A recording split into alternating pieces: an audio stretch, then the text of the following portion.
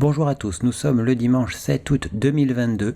On va étudier le contexte des marchés financiers avec les figures chartistes du moment, figures que vous pouvez étudier gratuitement sur notre site internet avec la formation débutante et la formation confirmée qui sont deux formations gratuites. Sur le Bitcoin, on a toujours un scénario baissier. On avait repéré une épaule, tête, épaule inversée. Bien avant, on était rentré en position à la baisse. On avait fait le stop suiveur qui a été touché ici. Donc on avait gagné de là à là. Et on est re-rentré en position plus tardivement. Là, on a repéré un canal parallèle. Et on pense toujours à la baisse. Le scénario sur le Bitcoin en H4, c'est toujours, donc on est dans un canal parallèle qu'on considère être un drapeau avec une incursion, deux incursions au-dessus, réintégration. Et on pense qu'on va donc s'acheminer sur le support du drapeau, puis qu'on va ensuite le casser à la baisse. Pour un objectif très baissier, pour reprendre la tendance baissière qu'il y avait avant le drapeau, on s'aperçoit qu'il y avait aussi un AB égale CD, on avait atteint la zone bleue à plusieurs reprises, on avait atteint l'objectif 1 à plusieurs reprises aussi, et on a dernièrement rebondi sur l'objectif 1, mais on devrait pouvoir repartir à la baisse, c'est une possibilité, c'est une hypothèse. Bien sûr, on met un stop de protection. Sur l'Ethereum, la tasse avec anse avait cassé à la hausse, donnant des objectifs très haussiers. Scénario contraire à celui du Bitcoin. On est revenu au-dessus de la ligne du coup après un passage sous la ligne du coup de la tasse avec anse. Sur le silver, on avait un triangle symétrique, on a atteint les deux objectifs du triangle symétrique. Attention, la dernière fois, j'avais dû tracer la ligne de travers. Effectivement, on avait eu un objectif beaucoup plus haut. Non, en fait, il s'agit de la première oscillation, la hauteur de la première oscillation, c'est cela. Et j'avais dû donc faire une erreur d'inattention. Donc sur le silver, on a fait les deux objectifs de ce triangle symétrique et on est en train d'osciller et d'hésiter dans un canal parallèle qui pourrait, s'il était cassé à la hausse, se transformer en drapeau. Sur le WTI, eh bien, on a été stoppé ici avec un achat qui avait été réalisé ici et un stop ici. On pensait à la fausse cassure de ce plat, fausse cassure qui est toujours possible, bien qu'on n'ait pas prévu de réintervenir à la hausse. De toute façon, le triangle symétrique donne quant à lui des objectifs maintenant baissiers et le drapeau donne aussi un objectif baissier. Sur le CAC 40, pas grand chose de particulier, on avait simplement le canal parallèle qui avait cassé à la hausse. On avait du coup atteint l'objectif de l'ancien double creux ici. Sur le marché du DAX, on avait cassé une épaule tête-épaule inversée. Cette épaule tête-épaule inversée est toujours active. On avait franchi le plus haut d'après cassure de la ligne du coup. Sur le marché du FTSE UK 100, on attend toujours l'objectif de l'ancien donc triangle symétrique jaune. Objectif ici. On a plus haut encore l'objectif de l'épaule tête-épaule inversée. En H4, on s'aperçoit qu'on avait quasiment rebondi effectivement sur la ligne du coup de ce double creux. Et on a eu par contre du mal à franchir le plus haut d'après cassure. Sur le Dow Jones, on est dans un canal parallèle. On a cassé ce canal parallèle, mais on l'a réintégré. Et on a toujours l'objectif du triangle symétrique jaune. On a son plus haut qui n'est pas trop loin. En N15, on s'aperçoit qu'effectivement le canal parallèle a cassé à la baisse et qu'on a cassé en même temps un triangle symétrique. Si on zoome sur ce triangle symétrique, on s'aperçoit qu'effectivement on a un point, 2 points, 3 points. Attention, ce point est moins précis et pas super précis, mais on a quand même validé. Pour autant, le triangle symétrique cassure. Et juste avant le week-end, on a fait un retour sur le triangle symétrique. Attention, ce triangle symétrique a des objectifs baissiers, contraires à la tendance haussière que l'on a depuis quelques temps déjà. Sur le S&P 500, on a ce double bottom avec sa ligne du coup au-dessus qui avait été cassée. On a fait une réincursion bien bas sous la ligne du coup et nous revoici autour de la ligne du coup. On pourrait éventuellement repasser au-dessus. En H4, on s'aperçoit que le double creux d'origine donne des objectifs encore plus hauts et on pourrait finalement finir par rejoindre ce plus haut. Sur le Nasdaq, on a évolué jusqu'à l'objectif du triangle symétrique. On est toujours sur les mêmes niveaux actuellement. On pourrait rejoindre l'objectif du biseau bleu qui avait un objectif donc ici. On s'aperçoit en H4, quand on éclaircit un petit peu les choses, qu'il y a donc une tasse avec anse qui a cassé de façon suffisamment franche désormais. Si nous avions effectivement un retour aux alentours de la ligne du coup, on pourrait envisager quelques petites choses. Sur le GBP USD, eh bien, on a toujours l'épaule tête-épaule inversée qui avait cassé sa ligne du coup. Et effectivement, on revient actuellement sur la ligne du coup de cette épaule tête-épaule inversée qui n'avait fait que son demi-objectif, mais qui était allé pas loin finalement de son objectif maximal qui correspond à ce plus haut d'ailleurs. Sur le NZD-CAD, on vient de faire un retour avant le week-end au contact de la ligne du coup d'une épaule, tête, épaule inversée qui avait eu du mal avec la cassure avant de vraiment passer au-dessus. On est revenu sous la ligne du coup, on est revenu au-dessus, là on semble reconfirmer la ligne du coup. Attention, c'était avant le week-end, on verra l'ouverture. AUD-USD, on avait cassé un drapeau, donc ce canal parallèle avait cassé ici, et ce canal parallèle est une pause quelque part, un repli qui venait donc marquer un arrêt dans la tendance baissière d'avant, qu'on pourrait donc reprendre depuis qu'on a cassé. On a pris un appui au-dessus, attention, il semble que nous soyons dans un biseau actuellement, on verra de quel côté on en sort.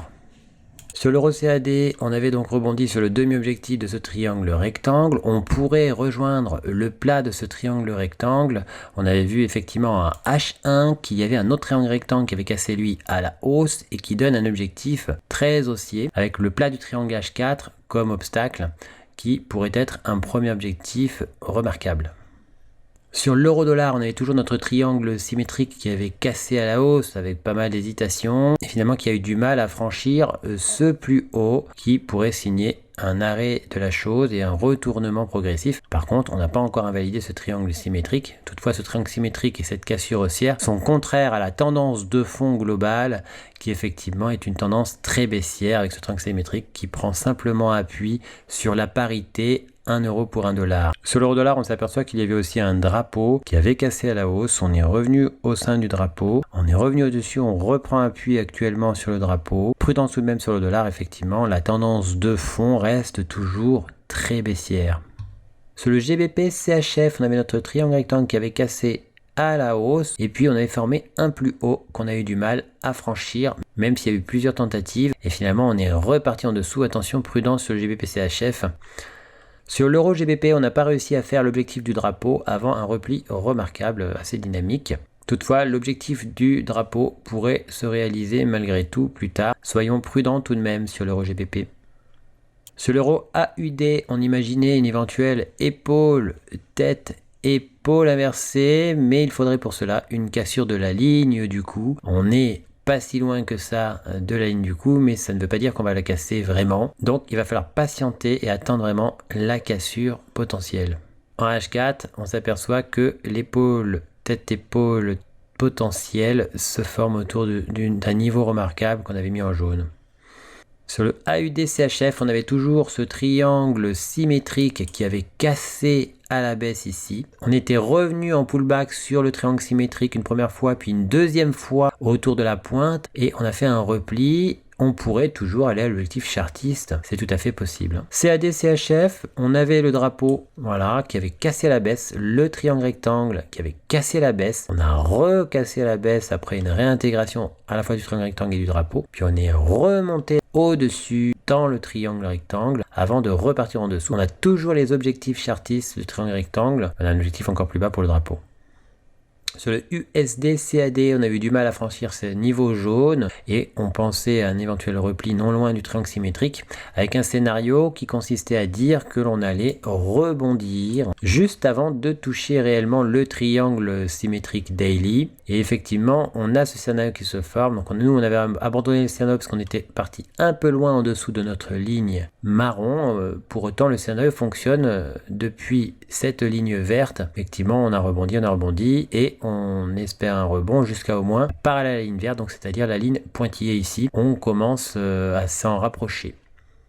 Sur le GBP-AUD, on avait une cassure haussière du triangle mauve et on s'était rapproché du niveau d'invalidation, c'est-à-dire le plat du triangle rectangle. Et finalement, on est remonté au-dessus du triangle rectangle mauve et on oscille autour de la résistance de ce triangle rectangle mauve, alors que on a aussi le triangle rectangle vert qui avait cassé à la baisse, qui fait un pullback même en son sein, voilà, avant de revenir avant le week-end sous le triangle rectangle. Toutefois, sur ce GBP-AUD, on est aussi dans un rectangle simplement, puisqu'on a un plat au-dessus avec ce niveau reconnu plusieurs fois, même s'il y a des incursions sur ces différentes bougies, et puis un plat en dessous, donc un plat au-dessus, un plat en dessous, un rectangle qui s'est construit après une tendance baissière et qui pourrait servir de pause avant une reprise de la baisse.